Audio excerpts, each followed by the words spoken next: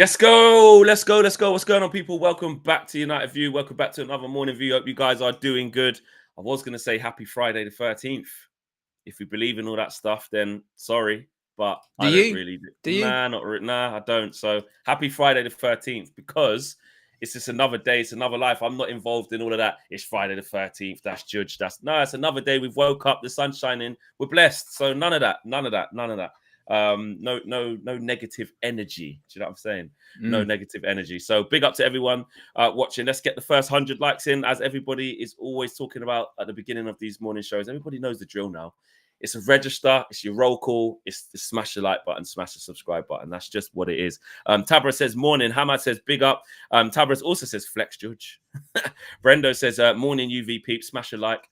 Yeah, make sure you guys do that. And Greg Frost said we should buy the rabbit. Get Casemiro off the turkey ASAP. Morning Flex and Owen. Big up UV fans, says Daniel Luciano. All the members are in there. SLD says Flex. Don't believe in Friday the 13th. Believe. No, I don't want to believe in that. No. It's lucky. It's unlucky for some. Means it's lucky for others, says Simon. Exactly. That's where I'm at. But big up to you. We got a lot to talk about, man. Of course, someone just said there the RABIOT situation, but that's not the headline app today. Because INEOS have been having meetings. There's been a lot of what's been going on. A big report from Laurie Whitwell and The Athletic regarding the midfield concerns and the setup of the team, etc., etc. And of course, there have been some reports, as there always is, especially now the guys available on a free. Adrian Rabiot transfer talks to Man United. He will go down as the Wesley Sneijder. He'll go down as the Milinkovic-Savic. Do you think so? Yeah, I think just like we always get linked to him. He's never gonna it's just always happens. That mantle has been firmly taken by Frankie de Jong. That he's the modern equivalent of that. But you're right. Yeah. There is a bit about this. It's a board meeting, actually. And it's a really interesting article. I would recommend everyone to go read it from Laurie Whitwell because, as always, Laurie does great work. But he's talking about this board meeting took place in Barcelona, some things that were discussed in it. And also, he kind of talks about just the makeup of what Manchester United looks like behind the scenes now and certain things that have happened over the summer and certain deals that were done over the summer specifically to certain people. It's a very interesting read. But when it comes to the board meeting itself, you can see the quotes on the screen right there. Laurie Whitwell said that the two Glazers, both Joel and Avram, and Sir Jim Ratcliffe, plus Sir Dave Brailsford, Jean-Claude Blanc, Omar Barada, Dan Ashworth, and Jason Wilcox, gathered for a scheduled board-level meeting to discuss Manchester United in Barcelona during the America's Cup. Of course, INEOS have a representation in that competition, according to people familiar with the matter, with the September international break providing space for reflection on the summer transfer window and the first 3 games of the new season. People familiar with the situation, speaking like others in the article on condition of anonymity to protect their relationships, got to get that line in, say there was some concern among United personnel that gaps in the midfield were once again evident in the 3-0 defeat to Liverpool. Questions were raised internally about whether this is a problem with the players or the instructions they are being given. Interesting that it looks like the board members and the fans are having the exact same debate. Given similar issues occurred last season, there are people at the club who feel the roots are systemic and that a remedy should be sought on training pitches at United's Carrington base, basically saying the staff there should be fixing it. But having gone through the process of searching for potential replacements for Erik ten Hag before and after the FA Cup final in May, eventually concluding he was still the best person for the job, executives want to continue to support the manager. Signings were made this summer with his influence and 3 new coaches arrived, all chosen by him. Big stress on that. And they weren't necessarily INEOS hires. They were Ten Hag hires. There is an acknowledgement of better application to pressing in the games against Fulham and Brighton, as well as the Community Shield against Manchester City. As we spoke about in the preview yesterday as well, Flex, United have the 5th highest expected goals figure in the Premier League at 5.22, behind champion City, but ahead of Arsenal. That United have only actually scored twice, the joint 2nd lowest total in the division, points to finishing being an issue.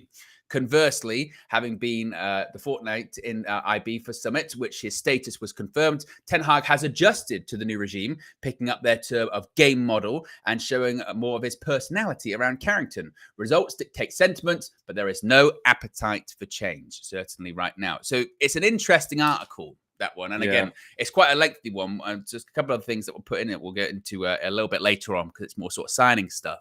But I think it's fascinating, Flex. I think it's fascinating that, like I said, the boardroom people are having the exact same debates that the fans are having, which is that's really concerning. These gaps in midfield.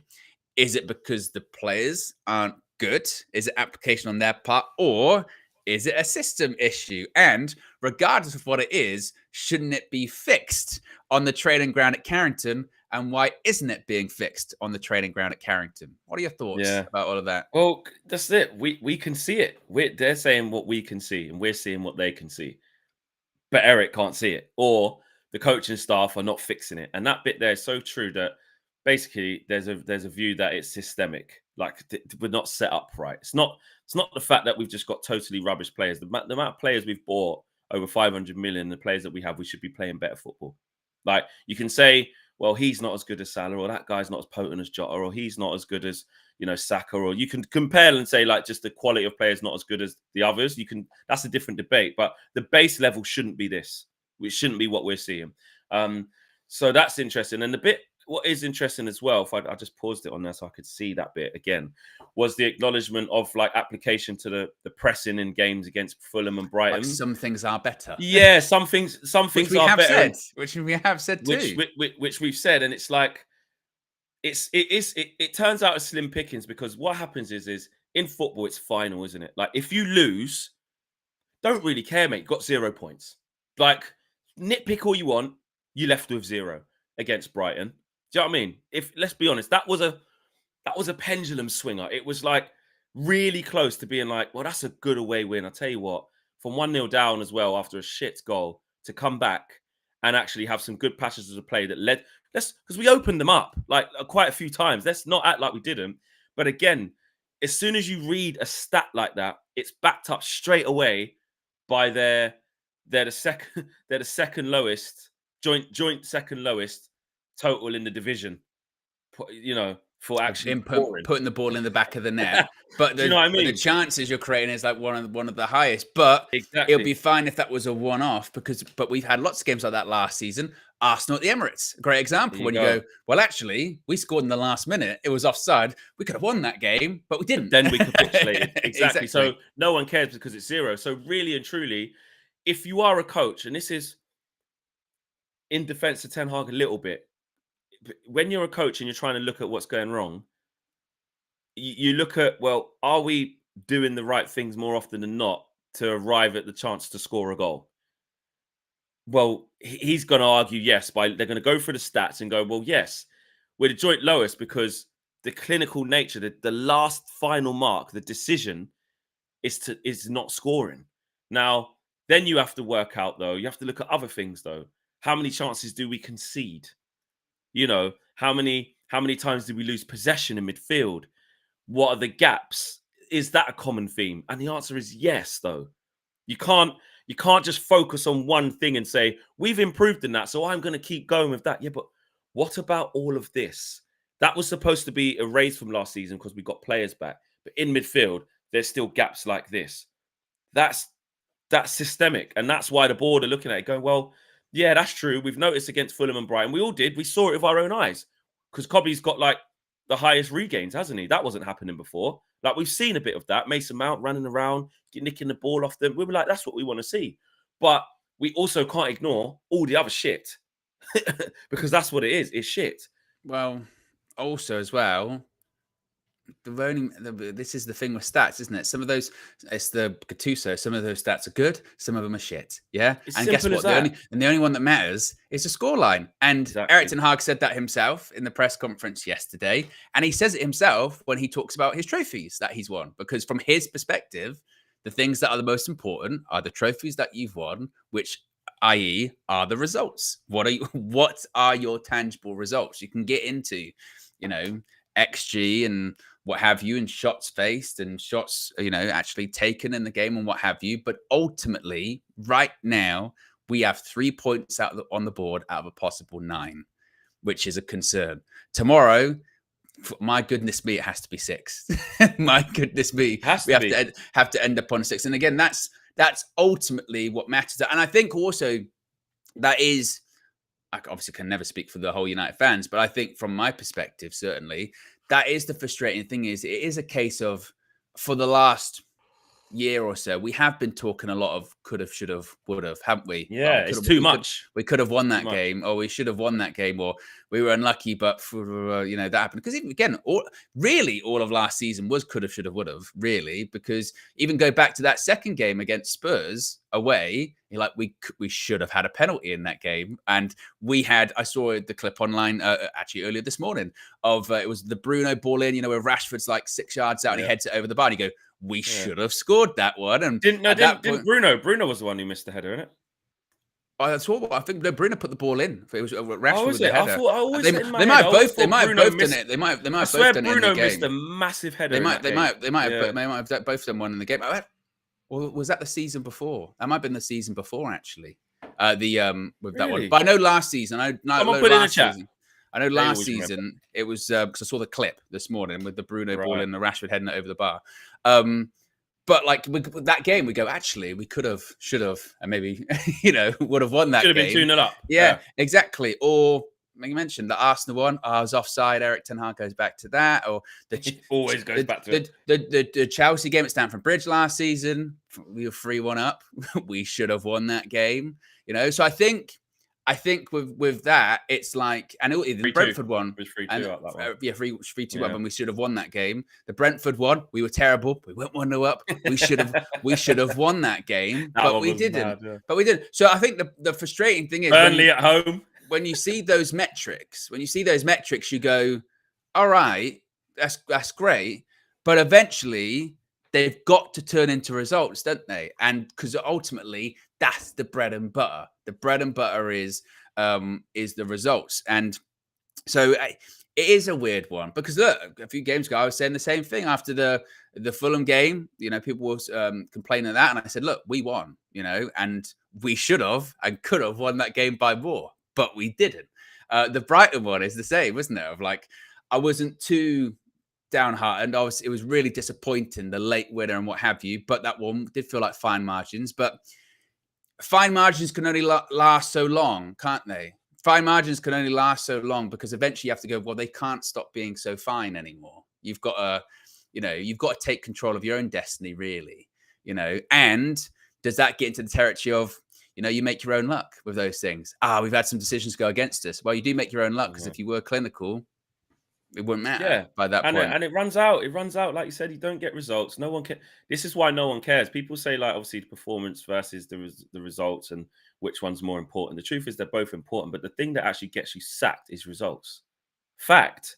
Like, if you're not playing that well, but you keep jamming wins and you're going high up the table and you go, well, listen, the football's not great, but we are third and we are in the quarterfinals of this cup or whatever. It's all right. You can say it's not sustainable, but when you're in the moment of doing it, but like I said, it won't be sustainable when you don't play good. That's the issue. All the teams that are consistently at the top, they play good. It's that, like, there's no need to go into the nuances or really get into the tactical side. Like, just basic equations. Play good consistently, be higher up the table. That's it. And the problem is because Man United don't play good consistently and very rarely play good, that's why we finished 8th. And that's why we look how we look now. And in the cup things, let's be honest, you can play badly in cups and just get through and get to the next round and get to the next round and then get to a big day. Yeah, the best team final never always win the cup. Best team we're not better than Man City, are we? No, we're not. We're nowhere near. That is Leicester weren't better than Chelsea when they beat them in the FA Cup. Was it? No, did they beat Man City? Who did they beat in the FA Cup final? Chelsea, isn't it? Chelsea. Yeah, Leicester weren't a better team than them, but they on the day. That's tournament football, isn't it? Tournament football it is not the best team that wins it. When it comes to the league, more often than not, it is the best team that wins it because you're the most consistent team over 38 games or however long your season is. That year, you can't win the league by fluke. Even Leicester, they were the best team. They were the best team. They were the best team. They won the most. You know what I mean? They got the most points. You know what I mean? There's no real way of. Here's 38 games. Whoever has the most points after this 38 games is going to win the whole thing. So I can turn around and say to you, I'm better than you this year. I might not be better than you next year. You might get more points than me next year. But this year, I'm the best. It's as simple as that. You can win a tournament without winning games, you know what I mean, in regulation time. You can go through the whole tournament drawing games and just go through on penalties or whatever. Like teams have done it.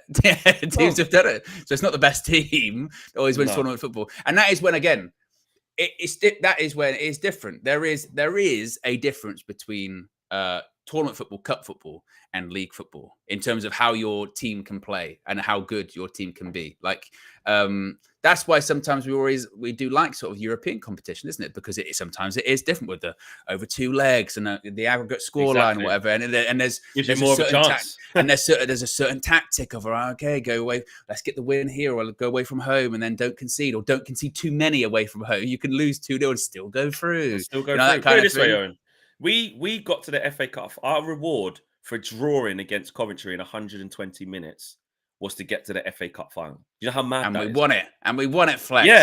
And then again, you say, I agree. I was there, great day at Wembley, brilliant beating City in the manner we did. Cobby, Ghana, like, listen, unbelievable. And that's the pushback.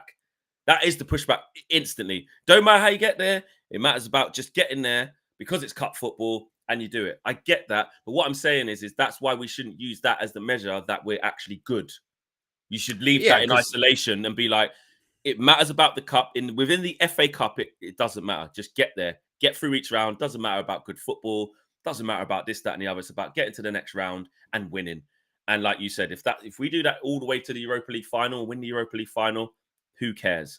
But your bread and butter of where you do need to be good week in, week out, that's where it counts. And we can't use the FA Cup final as a reason to say that's why there's nothing to worry about. Like I say, like, I agree he should stay, and like, let's see, he got to have the chance to fix it from everything last season.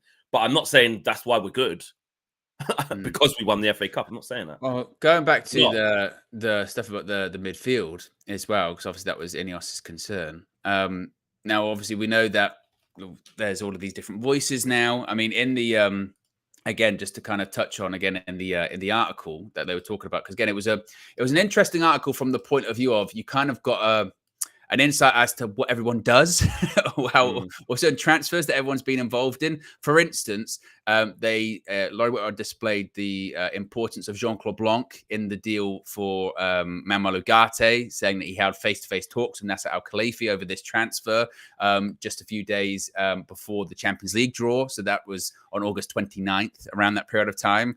And Blanc and Al-Khelaifi worked together at PSG for 11 years, obviously, got this strong relationship. They agreed the payment terms of the move. So that was Jean-Claude Blanc's involvement in getting that deal over the line. Another one for Sekou Kone. Laurie Whitwell displays that it was a Christopher Vivell driver of this transfer. Reportedly, the player was known to Steve Brown, who's the Manchester United head of operations, but it is felt that previously the recruitment staff may have been unable to execute a difficult deal. And interestingly, once again, about when are we going to maybe see him, Kone, get involved more in the first team, Laurie Whitwell says he will go into the academy initially with a view to first team involvement in the medium term. So not long-term, medium term, which says to me like, what, a year, maybe, something like that, maybe even a little bit less than that. Yeah. And the reason he cites that is given Ten Hag's need for a number 6, the kind of bridge transfer United have not typically done. It was an aim of the new leadership to assign a good budget to the pursuit of such players, with Dan Ashworth providing oversight. It was also said that Jason Wilcox was involved in this deal, as well as obviously the deal for Chido Obi-Martin as well.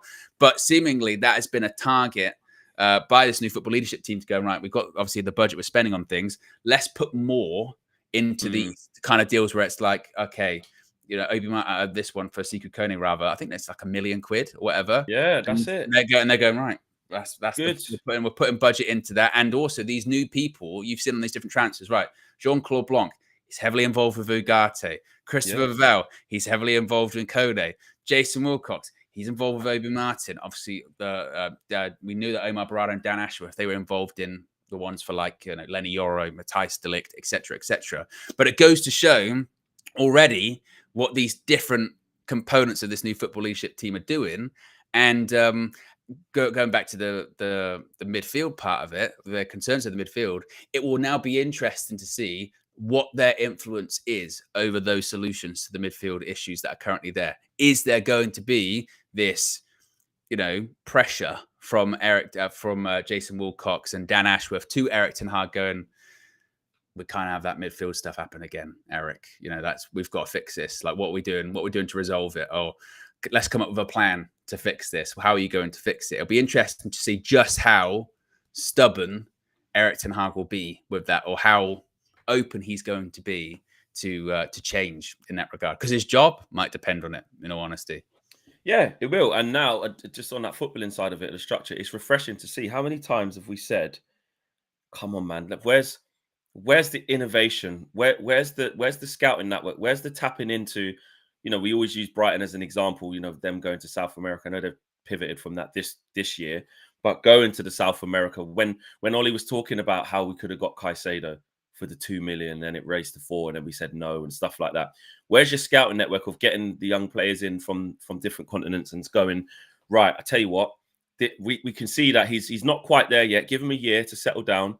This is one that we can get for £1 million, and we think he can come in and be part of Man United's first team squad. Now, that might not be he's the revelation of the league. It doesn't necessarily have to be that, but if we can get good squad players or good players who can help us and be something at this football club and play the game in the right way that cost £1 million from forward thinking, great. That's what we want. That's what we need. Not every minute have to go out and get the Ugarte for 60 million, or not every minute have to go out and get this player for 50 million. For nurture, grow, find your own gems. That's what we've done in the past. That's what a lot of other teams are doing really well, and make good, solid first teamers out of some seeds that you plant. It's that simple, Look at Arsenal's base. Martinelli is young, got him in a couple of £1 million, I think it was, whatever it was. Saka through the academy. The base of the two people who start the most is from the club, from the roots of the club. I was looking. I was hearing this the other day, rather, but it was when Brighton were playing Arsenal at the Emirates before the international break, and Van Hecke was playing at centre back for Brighton. Yeah, and he apparently said in an interview that he signed for Brighton in 2020. He said, and when I signed for Brighton, they said, right, we're going to give you a 5-year contract. This is how it's going to work. Your first season, you'll be loaned back out to the Netherlands. You'll stay there. Your second season, we'll loan you out to a championship club. Your third season, you'll start to play first team football, maybe in and around. Your fourth season, you'll be a starter. And obviously, he went, bullshit. That's not going to happen. And he went, it happened. He plays all the time. And anyway, honestly, if you look at his career, it happened exactly like that. He went on loan to Heerenveen. He went on loan to Blackburn. And now, after that, on the periphery, now he starts. And it is mad, because there is a reason. Like Brighton this season, with their new coach, we go, they never have that much fall off when they bring people in, or they let people go, or new managers. It's because they are so strategically planned on everything with that kind of stuff, right? So to the point of they go, right, if we sell players, it doesn't matter. We've already got 3 or 4 coming through. We're going to bring some other ones in that won't be ready now. A couple of years, they'll be ready. We'll have time. If the coach goes, we've already got 3 we're looking at that fits what we want to do. And it's that level of planning. And I know, again, football fans are impatient. So when we hear for Sekou Kone, we go, or it doesn't matter. We need players now in the midfield. We need players that can start right now. Casemiro is washed. It's not going to help Eric Ten Hag now. But it's not about Eric Ten Hag. Those signings now aren't about Eric Ten Hag. They're about the future of Manchester United. They're about in 3 years, 2 years. We go, I tell you what, who is this player? And you go, we've gone for £1 million. We've gone for £1 million. Oh my God! What happened with Garnacho?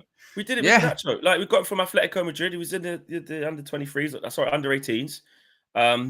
And look, he goes up the levels, starts winning the Youth Cup final, and then he's in the first team. We've been doing it, and we have to get back to doing that. William Saliba is another great example. Arsenal fans were going crazy, saying, "Where is this guy? Why do you keep loaning him in France?" Nope, he's not ready yet. No, he's not ready. I think the last season before he actually come back, season before last, he finished in the team of the year. Lenny Yoro was in the team of the year last year as well in Liga. Yeah. So it's no, we believe that he's going to go and get his grounded. And now he's one of the best centre-backs in Europe right now. Easily, William Saliba, so dominant. And it's back to the Brighton situation as well. They have these players that, they even when how they retain some of, or get some of the older ones in. So bringing in James Milner, it's a masterstroke. Danny Welbeck's 30 now, but João Pedro's really young. You know what I mean? Evan Ferguson, form's fallen off a cliff, by the way. He's not even looked at anymore. Like, remember he was 100 million year before last. Danny Welbeck's with his best football he's done in his career.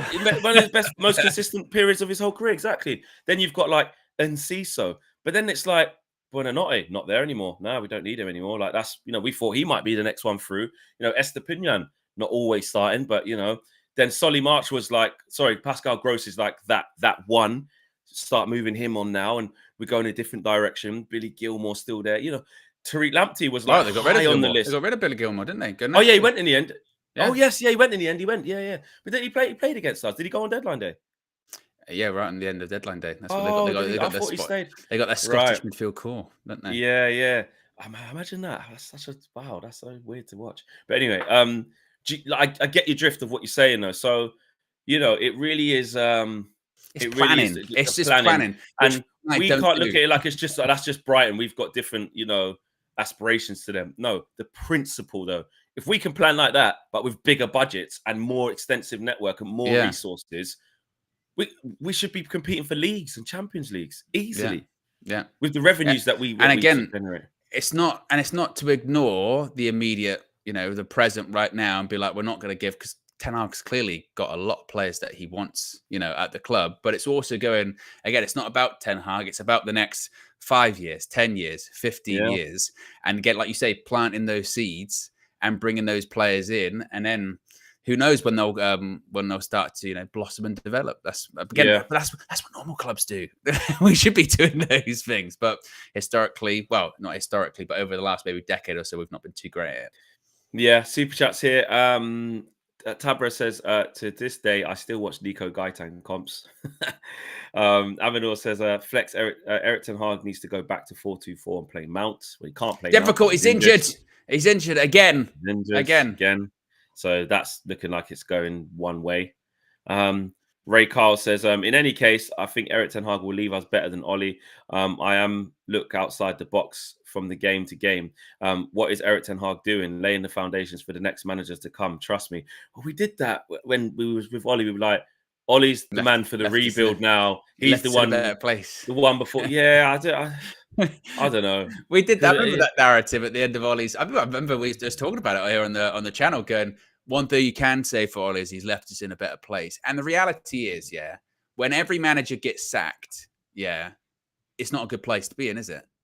You know what I mean? No, there's always pieces to pick up. There's always, unless they leave off their own accord like Klopp, you don't leave it. Yeah, better. Unless there's always pieces to pick up. So if Eric Ten Hag was to leave at some point this season, whoever came in to replace him would have to pick up the pieces. That's just what it always is. But then sometimes I think the pushback to that could be, well, a better manager would actually get way more out of this lot because we actually have got some decent players. Like they wouldn't have Rashford playing like this; they'll get a tune out of him. I know that's subjective. The young players we've got in Kobe and Garnacho and Ahmad, who would have them playing, passing out from the back, this, that, and the other. And sometimes it could look like a new team, but the feeling with our team isn't that. Apna says, never. I read that one. Yeah. Apna says, never undervalue cup winning mentality. A good team wins cup while figuring out league. What's the point of being an okay high on table side that can't win a trophy to save your life? This is what I mean, Apna. Like, it's not mutually exclusive. I hear what you're saying. I'm not saying that cups are not important and it's better to just keep finishing. Let's say Arsenal. Is it better to be Arsenal right now? And the pushback we always say is, well, you're not winning anything. So no, we could in theory. Now this is in theory, right? Because football changes really quickly. Eric Ten Hag could get sacked, right? Fairly soon. Let's say this year, maybe. A new manager could come in and things click. And then within a year or something, we're like really good. You know what I mean? And we could be like competing like Arsenal are and skipped all of them couple of years where they put the pressure on. So I get it. Things can change really quickly. But then Arsenal fans would say, well, going into each game and every season now, we're looking at it going, we know we're very good. We win more than we lose. We don't concede many goals. We score a lot of goals. We're a better team. And we're now going to challenge for the major honours. It's that balancing act of like, you know what I mean? It's not just one or the other. And this will be ironic, right? But we love to pick and choose things to moan about at different points in time because like, I guess goes back to kind of the Ollie revisionism, because there's the clip, isn't there, of Ollie talking about winning a cup and how it can actually paper over things, and it doesn't show, it can kind of gives you a false idea about how well you're doing or developing or what have you. To your point, if Erik ten Hag got sacked and someone else came in and we turned into a side that was consistently top 4, let's say we're not totally close to competing for the top, but we can consistently top 4, I guarantee you within a season or two, the complaint would be we are not winning anything. And bear in mind, in the sort of cups, we weren't necessarily competing. We'd be like, we're not winning anything. Say we just get to semi-finals in the cups. Yeah, but trophies, we haven't won anything in this period of time. Because remember when Ollie was the manager, that was the thing. We haven't won a trophy for like 5 years or something, whatever it was. We haven't won a trophy for this period of time. And it's like the other way now. Good teams can compete on all fronts. And when I say compete on all fronts, they win shit. Yeah, that's because that's what it's about. The problem is we go so far in the opposite, directions, don't we? Where it's like, it's just cups is fine. Well, not just cups is just fine, because you do have to, again, bread and butter is the league, and you do have to either compete or at a minimum be in that top 4 in addition to winning a trophy. If you're just going to be a top 4 team in the Premier League, that's fine, but you still do need to win shit. That was the complaint with Arsene Wenger towards the end of his tenure at Arsenal, wasn't it? We don't want to just be a top 4 team. We want to win stuff. There is a balance. There is a balance with all this kind of stuff. It doesn't have to be. It doesn't and shouldn't be one or the other. But it is interesting, isn't it, that we've gone from a period of time with Ollie where it was like, he finished in the top 4 more than any other Man United manager, didn't he? I think it was more consistently. And it was, but then the stick to beat him with was not really winning anything, though. And for all those people that say, the style of play under Ollie, people were criticizing the style of play under Ollie, and they were saying freestyle football, individual moments. And now we're going, it's not just about winning cups, though. You've got to be consistent in the league. And once again, there's no style of football, and it's just individual moments. Or the style of football is there, but it's there for 20 minutes, and it's shit. Like we seesaw so much, don't we? We seesaw so much, and I think the happy medium ground is, as a Manchester United fan, it's you want to compete on all fronts. And it shouldn't be to the detriment of one or the other, basically. You don't want to be a top 4. They all coexist in one bit. You don't want to be a top 4 team, but you don't win anything. You don't want to be a cup team, and then you're shit in the league, and you don't do anything. You want you want the old Man United back, which is basically, you are competing in the league, or you're in the top 4, but you're also winning trophies. You're competing for everything. That's the problem.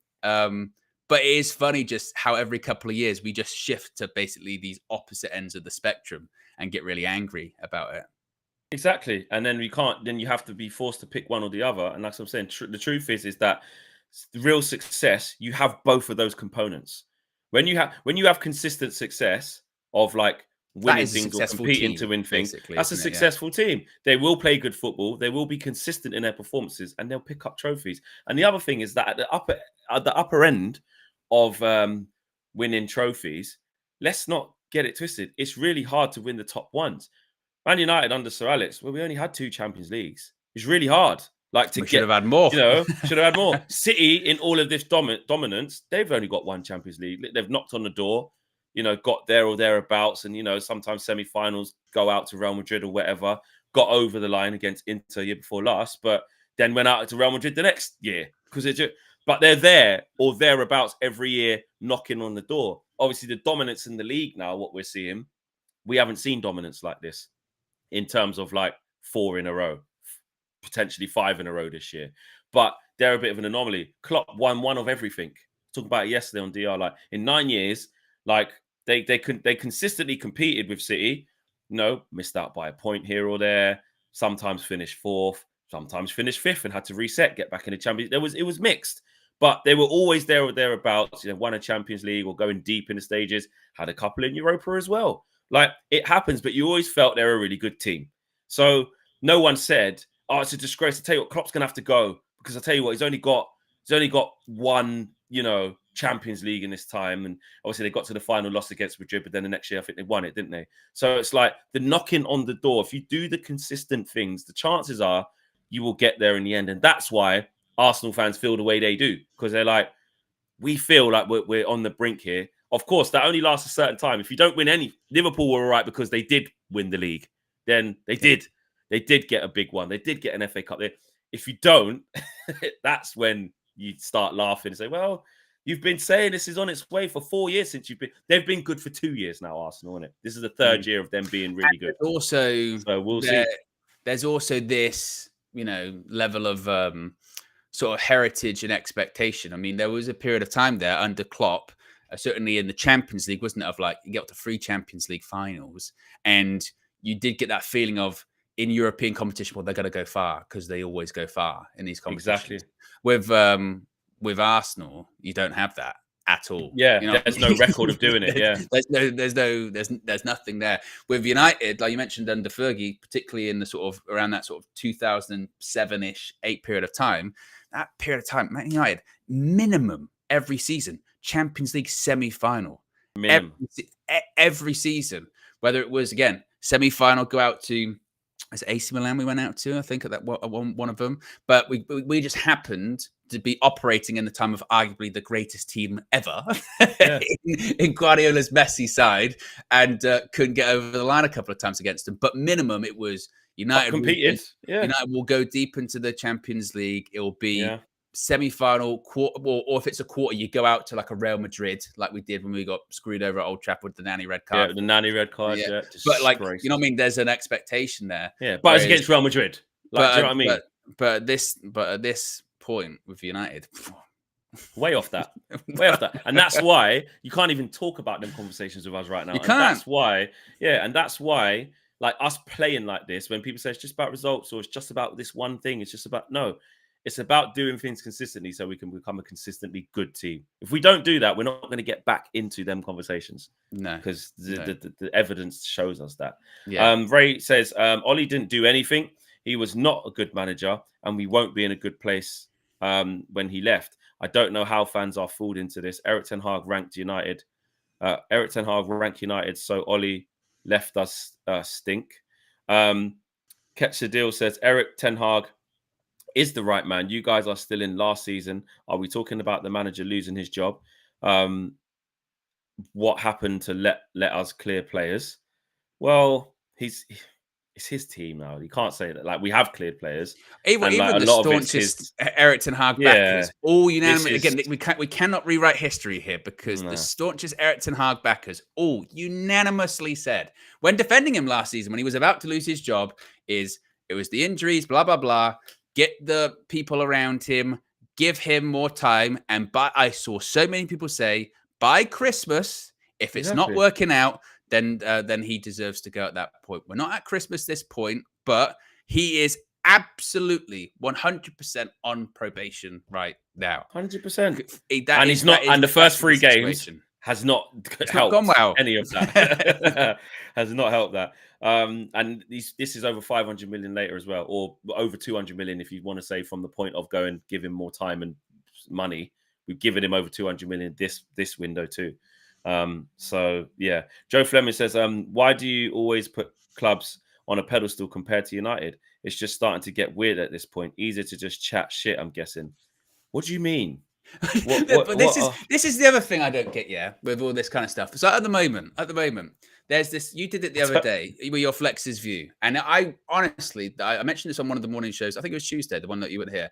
I said, go and watch the Flex's view about, am I being too negative, blah blah blah, because it is fascinating to me. If you go to the comment section of that video, the spectrum of responses of, you are being too negative, Flex, or you are being too positive, Flex. And I went, oh, it's not necessarily what you say, it's what people hear. It's what people hear. It's either you're saying exactly what they want to hear, or you might be saying actually what they actually believe, but they just might not interpret it like that at the moment. If you're going to how can you use Manchester United for the last decade as an example of a club that has been operated well? You cannot use that club as an example. So why would you come on things like this, or in conversations with your friends go, Man United are operated really well? They'd be like, you are full of shit if you think Manchester United are operated very well. If you're going to use a club that's operated very well, functioned very well, People mention Brighton because they're the prime example. People mention, say, Arsenal because what they've done from where they came from to where they are now, it's worked. Got to win something. Or people, when they look at, say, I don't know, Jurgen Klopp, his time at Liverpool. As much as we criticize him, it worked. It worked. We can't be this whole like head in the sand. We don't talk or praise about any other clubs because things are so great at Manchester United. That's how we've ended up in this position, isn't it? Of ignoring reality. We can't do that. And it's not a case of putting clubs on a pedestal, the case of putting United down. But we do have to live in the reality here. There's stuff Man United have done well. We've just praised the summer transfer window and some of the signings that they've done. But what are we supposed to do? Oh, the Man United are great. Everything's great. We're great. we're great at the moment. Honestly, I'd read out what Joe said. I said, Joe, what on earth do you mean? Easier to just chat shit, I'm guessing, or is it easier just to tell the truth about what our club really is right now? Maybe Joe is old school. I'm old school, me. Maybe Joe is in 08. Maybe he's still in 2008. Like maybe he's in the, when we won, the 3 titles in a row and like you said, Champions League semis and, winning in 08 as well. Like maybe Joe is still there. And if he's still there, I understand why he doesn't understand what's happening in 2024 and thinks it's easier just to chat shit rather than tell the truth with what we actually see. And putting clubs on a pedestal compared to United, it's like, well, they are. We're not on a pedestal. And Man United, this new football leadership team, they're looking at other clubs and they're trying to copy what they do because that's what everyone does or whatever. Yeah. You don't think everyone, minus the 115 charges, of course, looks at Man City and go, we got to be like that. Of course, we got to be like that. But people don't look at like Arsenal at the moment and go, we got to be like that. We got to play like that. We got to operate like that, or we got to do that. Or people again, the transfer business of Brighton, they go, we got to be. That's how we've got to operate. We've got to do something like that. Of course, they do. Joe. Listen, the Barclays men thing has been, running around. It makes you get nostalgic. Joe's probably just watching Premiership years, and he's forgotten that we're not in them years anymore. He's forgotten we're in 2024. And shout out Joe as well, because Joe's always on the channel. Joe's always here. He's a member. Joe's always saying it. I don't know if he's trolling or whatever, but that's just Joe. Come on, mate. You've got a brain cell, bro. Like, what are you talking about? Like, that is just insane. Omar says, Owen is right. Flex, shut it. I don't know whatever you said. Yeah, I agree. I agree. When was that sent? 9:37. Oh, so it's over 10 minutes ago. So 10 minutes ago, whatever you were saying, Rowan, I agree. Yeah. Apna says, that's the world we're living in. Everyone is on extreme edge when reality is somewhere in the middle. Yeah, I suppose so. Mate. 357 likes. Again, probably our fault. Again, we haven't been pushing on likes. We want to get to 500 because we're over 400 at this part of the show, which is good as well. So please do get involved there. Let's get the likes up. Get a like up for Joe Fleming. He's sent another super chat which I'm going to read in a minute as well. Everyone smash a like for Joe, and hopefully he can. We want to get him out of mid-millennial into the 21st, into where we are now. We want to bring Joe back to the future. Yeah, like put a like on the video to get Joe out of where his head is at, because he needs help, and we need to help him. We need to, as a United View community that Joe is a part of, he's a member. So either his account's hacked or he's been compromised. Someone's got into him, family pressure, friends in his group chat. It's just hurt him so much. He's being so tribal. Let's all help Joe. So smash a like on the video for Joe. Ray says, not winning titles when you have a good side is called flopping. That's what Arsenal is doing right now. United are not there yet. So to win trophies is a massive thing right now for where we are. I don't know. You know what? I don't Owen, don't, because we're going to put Arsenal on a pedestal. But I don't think people are saying Arsenal are flopping because they're not winning the league. The expectation is they probably won't win the league because everyone expects City to win the league. The reason people would say Arsenal could be flopping is if they don't win anything with that side over a period of time, and because because we got that over Arsenal at the moment, isn't it? You're so great, we're so shit, and we've won stuff recently. But make no mistake, they'd like to see Man United play the football that Arsenal do. And by the way, as well, going back to put the pedestal, I don't think any United fan likes going, I tell you what, Arsenal play some good stuff at the moment, Liverpool play some good stuff, or Brighton do better business in the market than us. That's not good. We're not happy about that unless that's some kind of sort of weird thing that people like. I like when people talk shit about things that I like. That make you happy or anything like that. But you also can't ignore reality, can you? Yeah, be mad too. Joe is back. Joe says we operated very well in the summer. We did. But you are talking down signings already when they've played like a couple of games. Joe, have you seen the video I did or the clip that went out when I'm basically talking about our summer and the changes we've made off the pitch and why we should be excited in TalkSport? I got accused, and this exactly encapsulates my point about it's not what you say, it's about what people hear. Because all summer I got accused of being, I tell you what, Owen, your head is so far up INEOS's ass. All summer, you're being such a brown noser to INEOS, saying I'm praising them so much, and now apparently we're turning on the players that they've signed as well, which goes back to my point of it's not about what you say, it's about what people hear, and unfortunately, and then maybe it's a life lesson, can't do anything about that. You can only say what you say, and if people can't hear it properly or don't want to, are already hearing something else in the head, you can't. That's all they're going to say. And with the signings, if anything, I've basically said because we've had a good window and got more players that are better. Over to you, Eric. We've had a good window. In this very video earlier on, we were going, I tell you what, Sekou Kone, business we wouldn't have usually done. Brilliant. Jean-Claude Blanc got that deal over the line. Really well done. Well, but we're already shitting on the players. It's like, like I said, the only thing it does do sometimes, Flex, genuinely, it gives me a bit of a complex because I start going, I must not be speaking words.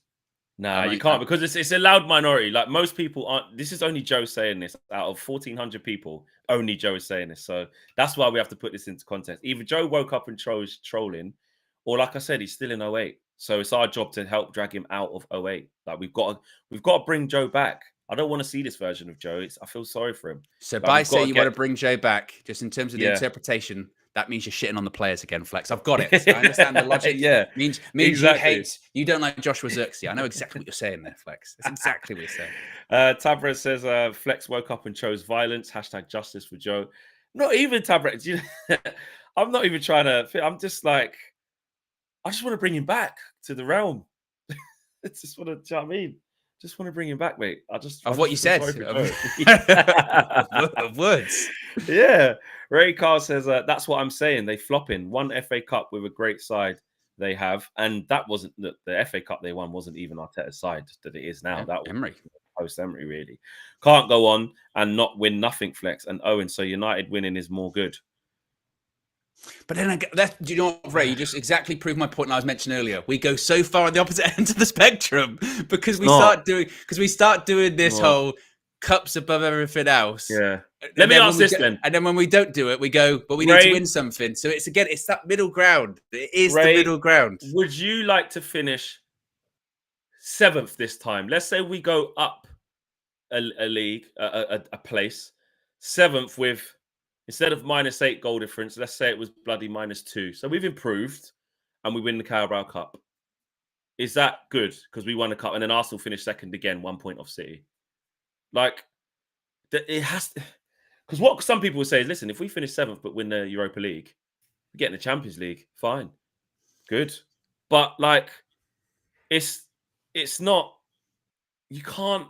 Oh, my God. Again, that's what I'm talking about. We switch. We go so far. We go so far. And the opposite. I'm actually glad you said that, Ray, because that proved my point from earlier on. And we go so far into, but we're winning stuff, so it doesn't matter. And you go, it still does though. But then when we're not winning stuff, and say we're consistently in the top 4, we go to, but we're not winning anything. And it's like the reality is, a good side or the best sides, they compete on all fronts and they win. They win whilst being in the top 4, or they win the Premier League and they win cups. It's not, I don't know why nowadays you can only do one, basically. You know what I mean? You either go for cups, the thing. Or when you're in the top 4, you don't take cups seriously anymore. You go, no, you don't take it seriously. and we are beginning, what we're starting to do, and I said, this is why I had a problem with what Ten Hag was saying about the cups we've won and why we're the second most successful team after Pep. If we're not careful, we will normalize we will normalize, right? Like that it's okay to not be competing for the best trophies. Now, don't get me wrong, FA Cup is prestigious. It's brilliant. Before anyone says, oh, so the FA Cup don't matter, because that's what everyone does. FA Cup, fantastic. I was there. I had the fucking shades on for 2 weeks, walking around with the FA Cup. Brilliant, right? Carabao Cup, let's be honest. It's not the standards of Man United. That was a stepping stone in our first season to get a bit of mentality in February. First trophy at the first ask, get it under your belt, go on to better things. It's supposed to be a springboard forward, not backwards. Do you know what I mean? And I just think like if we're basically saying we're okay, look, when we're trying to go for the top honors, which is what our club is actually about, Champions League and Premier League, right? Yes, FA Cups count. I get that. League Cup is what it is.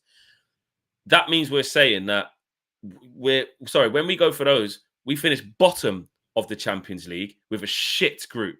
Shit. Awful. Should have at least come second against Bayern Munich. Fine.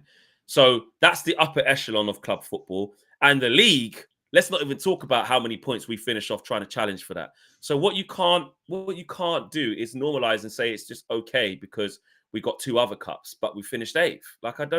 That's a really dangerous thing to do. Joe Fleming says, bruv, come better than that. We've been dog shit for years, but we're slowly but surely getting things right. Maybe not with Erik ten Hag. You lot got PSD. Now what I'll say, Joe, is what you're doing now is you're just changing everything. And you're just basically saying exactly what we said. Your first thing was, why are you putting people on a pedestal over Man United? It's weird. So now you've pivoted from that. Easier to chat shit, remember. It's easier to chat shit. It's easier to chat shit. But now you're saying we're doing things right. Might not be with Ten Hag. We'll get behind the manager then. Why do you think it might not be with And also as well, he said, it's easier to chat shit. And you've then just said, we've been dog shit for years. Which sounds like chat shit. Don't chat shit, mate. You're in 08, remember? We're just about to win the league this year. You've got Tevez up front, mate. And this is the point. Going up in this very show, I've said about INEOS doing things right, getting things right. So it sounds like we're actually in agreement here. So I'm not sure either we're both not chatting shit or we both are, because we're both saying something quite similar here. So that's why I don't. I said I'm developing the complex flex. I'm not talking words anymore. It's mad. I did not realize I did this whole show in Greek. I mean, this must be. Yeah. Show says, what's happened to this fan base? Since when did domestic cups cover the 6th to 8th league finishes for a club the size of Man United? Insanity. And that's what I mean. Like, I enjoyed the cups. Like, it's about memories. I'm going to remember that for the rest of my life, that FA Cup. Like, because it's in there. Like, you don't forget. FA Cup, derby, against Man City. 2 youngsters scored. Amazing day. Amazing day. Celebrate for 2 weeks. But come on. Like, your bread and butter is what you do over 38 games. It's just a fact of football, man. You can't. Man United is way too big of an institution, not a club, an institution, to be a fucking cup side. What is this?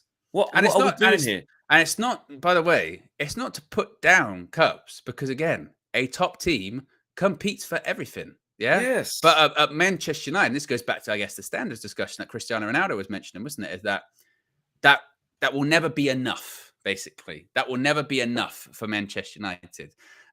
Just to be like, well, we won a cup this season, so it's fine. But the natural question would be then, but what did you do in the league?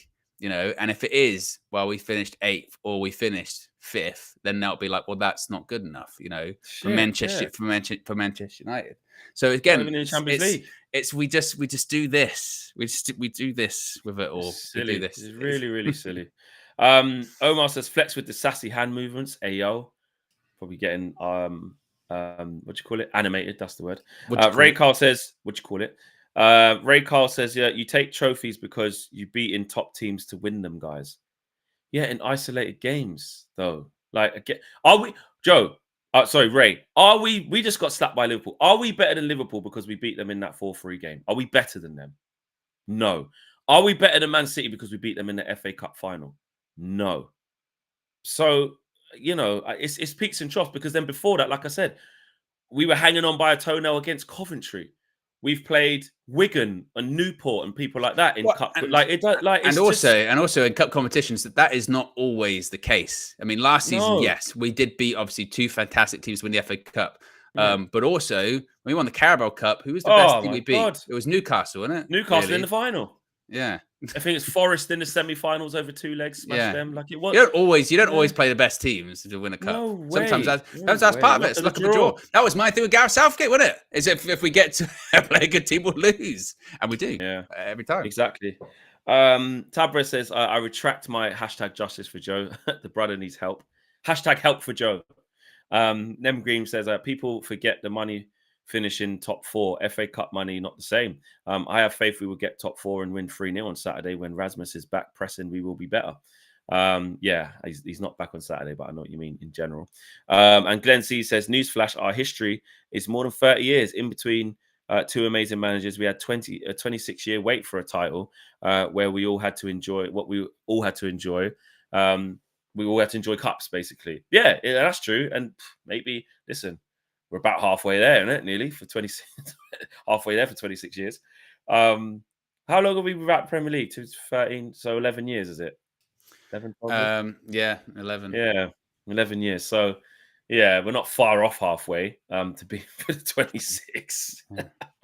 If you would have said, look how quick the time goes. And it's true, though, about football in the cycles. If someone said this is going to be your last Premier League for a minimum of 11 years, I would have said, shut up. Well, I remember the reaction, wasn't it? The whole just thing say 12 was, years. I remember the whole thing was, wasn't it? It was the when they were saying at the time it was, well, Liverpool hadn't won the league for a period of time. They said, do you think that's going to be the same for United? And at the time, no way.